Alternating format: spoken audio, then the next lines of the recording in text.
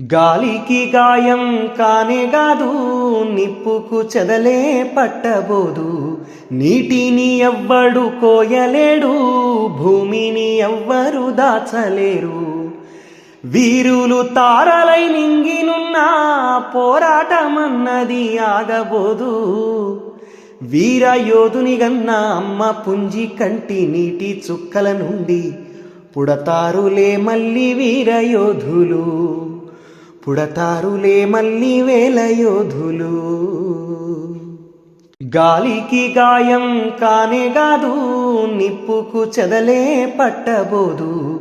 నీటిని ఎవ్వడు కోయలేడు, భూమిని ఎవ్వరు దాచలేరు. వీరులు తారలై నింగినున్నా పోరాటమన్నది ఆగబోదు.